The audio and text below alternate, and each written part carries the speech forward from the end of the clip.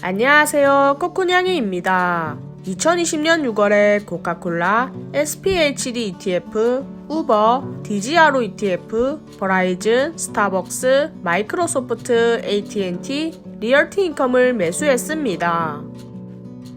6월 1일 코카콜라 한 주를 매수했으며 6월 12일 추가로 한 주 더 매수했습니다. 매수할 당시 코로나로 인한 매출 감소로 인해 코카콜라의 주가가 약세였는데요. 그래서 저는 주가가 약세일 때 쭈쭈했습니다. 6월까지만 하더라도 40달러 중반대를 왔다 갔다 하던 주가가 지금은 50달러대를 왔다 갔다 하고 있네요. 코카콜라는 배당주라 크게 주가가 올라가지는 않겠지만 계속해서 주가가 조금씩 올라가줬으면 좋겠습니다. 6월 1일 SPHD ETF 한 주를 매수했으며 6월 27일 추가로 한 주 더 매수했는데요. 월 배당금을 좀 더 올리고 싶어서 SPHD를 추가로 매수했습니다.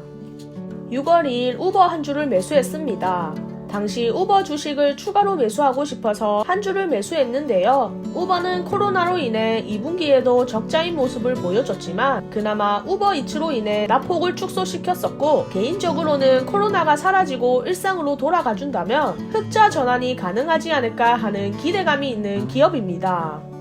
6월 8일 디지아로 ETF 한 주를 매수했는데요. 디지아로 같은 경우는 5월에 새로 편입하였고 좀 더 모으고자 추가 매수를 했습니다. 6월 16일 버라이즌 한 주를 매수했습니다. 매수할 당시 제가 산 평단보다 떨어졌길래 바로 추가 매수를 했습니다. 개인적으로 요즘에는 T보다 재무적으로 좀 더 안전한 버라이즌을 추가적으로 매수하게 되는 것 같네요. 6월 19일 스타벅스 한 주를 매수했는데요. 매수할 당시 주가가 힘을 못쓰고 70달러대 선에서 횡보만 하고 있었습니다. 그런데 최근 스벅 주가를 보면 90달러대까지 올라가주는 모습을 보여주고 있는데 이렇게 지나고 보니 6월에 쭈쭈하길 잘했다라는 생각이 드네요. 6월 23일 마이크로소프트 한 주를 매수했습니다. 마소 같은 경우는 6월에 200달러대를 돌파했었는데 이러다 금방 210, 220달러까지 올라갈 것 같아 201달러에 추가 매수를 했습니다. 이렇게 보니 6월에 제가 생각했던 대로 마소 주가가 220달러를 돌파해줬네요.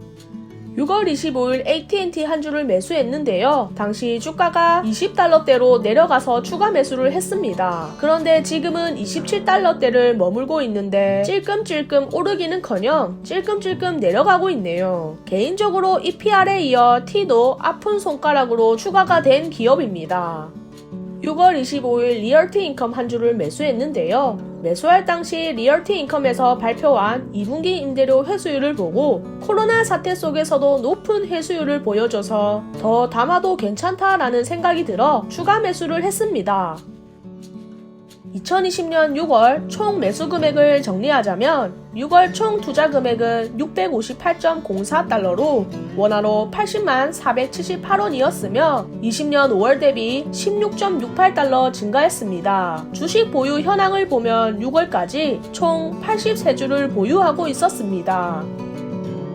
6월 총 배당 금액을 정리하자면 7.55달러로 원화로 9,082원이었으며 20년 5월보다 2.34달러 감소했습니다. 6월에는 미국의 코로나 확진자 수가 계속해서 증가하여 우려감을 나타내고 있는 동시에 여기저기에서 백신 개발 임상시험이 몇 단계까지 성공을 했다라는 소식이 들려오면서 S&P 500, 다우 지수는 혼조세를 보여준 반면 나스닥의 경우는 IT 섹터가 엄청난 강세를 보이면서 주가가 급등을 했었습니다. 특히 IT 섹터 중 테슬라가 나스닥을 엄청나게 끌고 올라가고 있다라는 말들이 나왔었습니다. 당시 테슬라 주가가 하루 만에 150달러씩 상승하는 모습을 봤었는데 이렇게 보니 지금 테슬라의 변동성이 6월보다는 많이 잔잔해진 것 같네요. 요즘 장이 9월보다는 조금 좋아진 것 같은데 하지만 대선 기간이라 단기 불확실성이 있다고 하니 조심스러운 관점으로 지켜봐야겠습니다. 다음 7월 투자일지는 3분기 실적 발표 시즌이 끝날 때쯤에 정리해서 영상 업로드 하겠습니다.